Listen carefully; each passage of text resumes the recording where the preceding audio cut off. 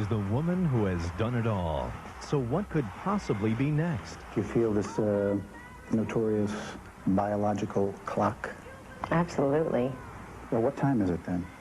It's time. And later, Primetime, now from TV1 in New York. Diane Sawyer.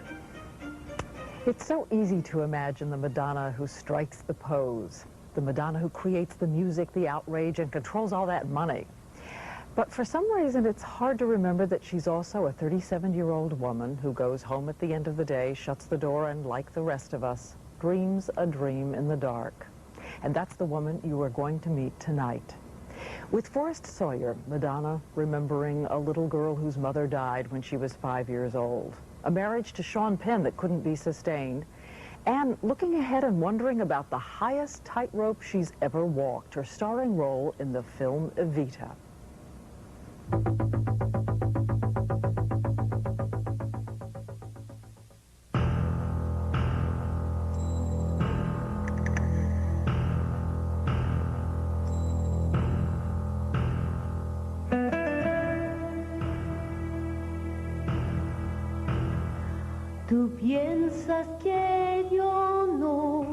I had a dream. This is ridiculous. Why am I dreaming about these things? But I dreamt that I opened up Billboard magazine and my song had dropped to #3 and Whitney Houston's had gone to #1. And then I went down to my voice teacher's, her studio where I take lessons, and I walked in and she was humming Whitney Houston's song. And I was devastated. This is what I'm dreaming about.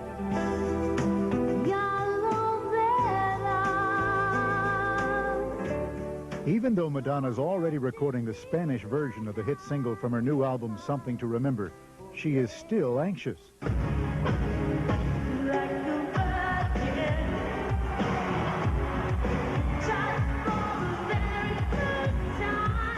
It's not easy to survive being called Lou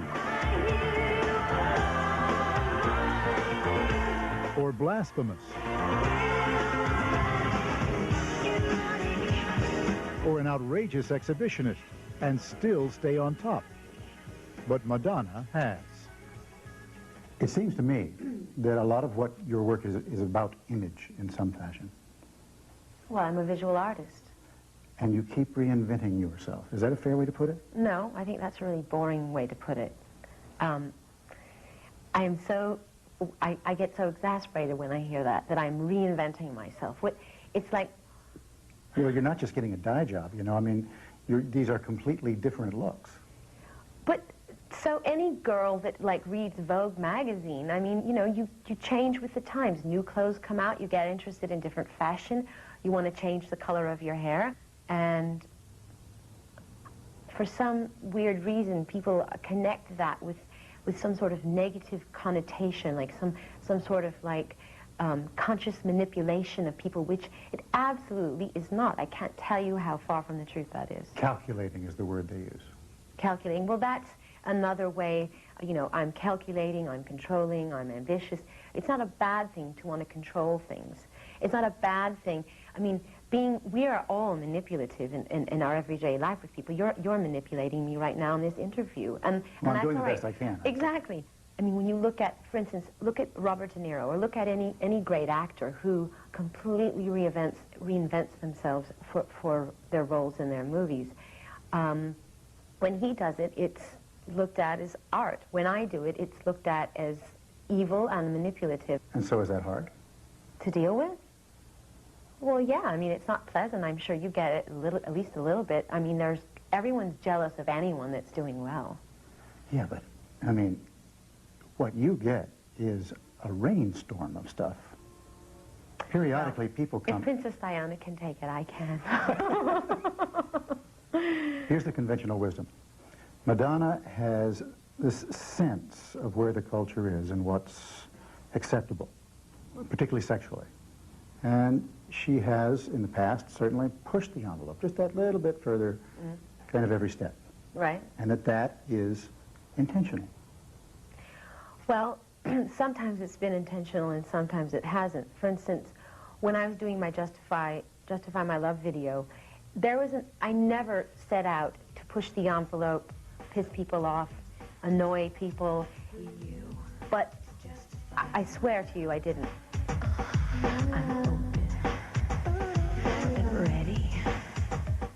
And then when it, you know, it came out and it like shocked so many people, and people were, you know, reacting in such an outrage, that's when it sort of like pushed my buttons and made me want to sort of push things further, because I thought, that is such hypocrisy. I think that you actually had dug some new ground.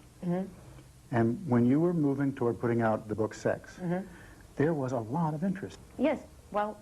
Right? I mean, they're interested in the subject to begin with, and they're interested that you're going to explore it. No, I'm sure they were all like saying, okay, now what is she going to come up with, you know, and will we tie her to the whipping post? So how did that affect your career? How did that affect you? Suddenly I was pigeonholed as, or labeled as this woman, this raving nymphomaniac who's obsessed with sex and shocking people. So I did think that I needed to sort of go away in a certain sense and kind of rethink how I was going to continue as an artist. The conventional rap is Madonna sings, you bet. Dances, terrific. Puts on a show that'll knock your socks off. Cook some mean spaghetti. Some hellacious spaghetti. Acting, I don't know. Well, I don't blame them for thinking that. They haven't seen me in very many good movies. I don't disagree with them. But there's a difference between being in bad movies and being a bad actress. I don't think I'm a bad actress. I think I've been in a lot of bad movies. It certainly puts pressure on your next adventure. Yeah, it does. A lot. And you're taking a swipe at a pretty big project. Well, the good thing about Evita is that it is a musical, so people will be more accepting of me in that role because so much of it is about music. Describe Evita for me. Eva Peron, describe her. I mean, psychoanalyze. Yeah, what kind of woman is she? Desperate, misunderstood, generous. She had a drive about her. Yes. She was a little hurt by life. Hugely hurt. Yeah. Any of this sound familiar at all to you? Yes, of course. You know, it just struck me, you know, when I was describing Eva Peron, and I said she was hurt by life. Yes. I watched how you reacted to that. Yes, Dr. Sawyer. How did I react? Well, you sort of took it in a bit. Well, yeah, of course. I mean, believe me, I've done extensive research about her, and... No, more actually, I'm thinking of you. Okay. And why do you feel hurt by life? Why am I so hurt? I think, you know, losing my mother at a very young age was a devastating experience, and I really did feel completely abandoned at that point in my life, and I'm sure that has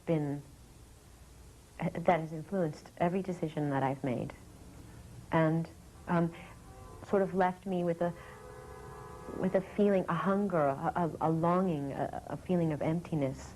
You sort of grow up being afraid to love things because they're going to leave you. And maybe that's why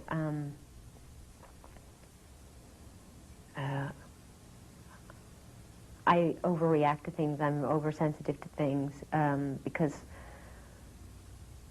a lot of times I think, are both of your parents still alive? They are. Are you close to them? I am. Yeah. Isn't it great to be able to call them up? And I don't know, I don't know if you call your mother all the time, but it's so, I call my mother all the time. Yeah, well, I am constantly, you know, in these situations where I'm completely frustrated and absolutely no one can come to my rescue and make me feel better. And I always say, God, I wish I had a mother that I could call. And I don't. What do you do with that? You're by yourself. Yes. Can you reach out to anybody? Well, yeah, I mean, I have incredible friends. Is there any place at all? Because this is important. This is for a lot of people. Is there any place at all where you can go to feel safe? Safe. This is such a good question. And I think I should just cancel my shrink appointment. Is there any place I can go that's safe?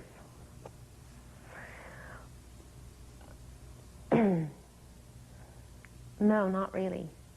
I suppose.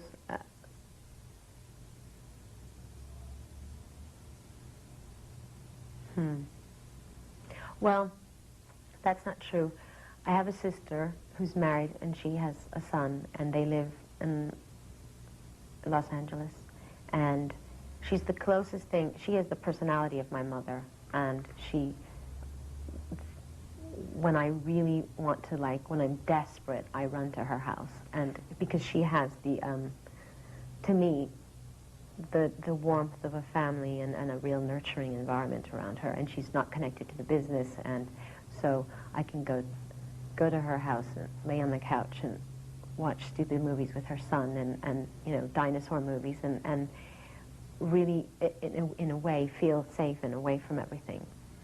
If you look back over your life, is there one true love that stands out? Absolutely. Sean. Nobody comes close. No.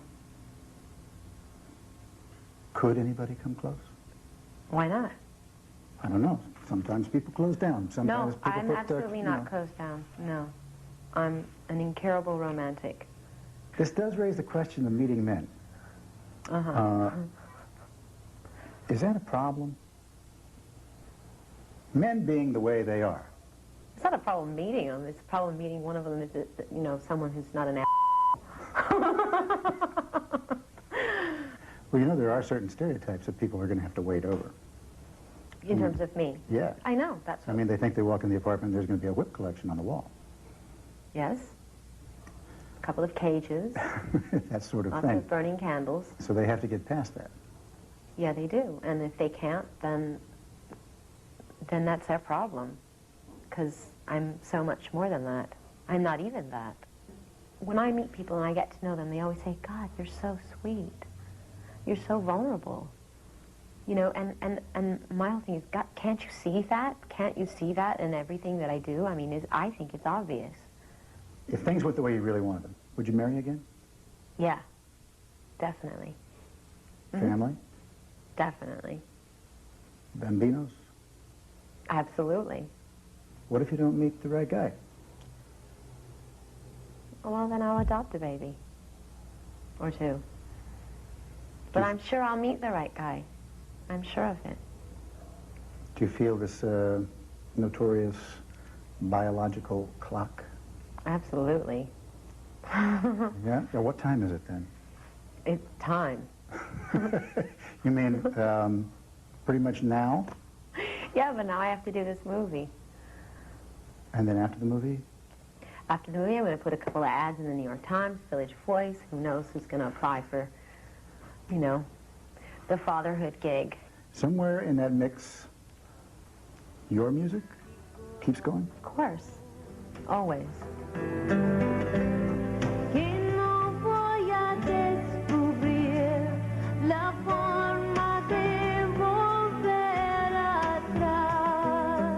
Some people wonder if, you know, at a certain point when it's not as hot or as commercially successful as it is now, and it happens to everybody.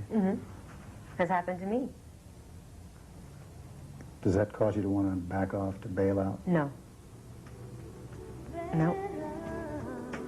I love music.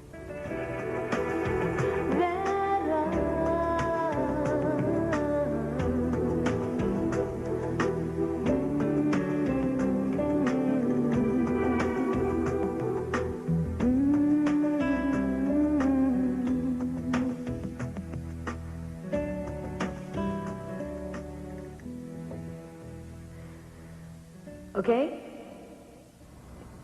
Okay.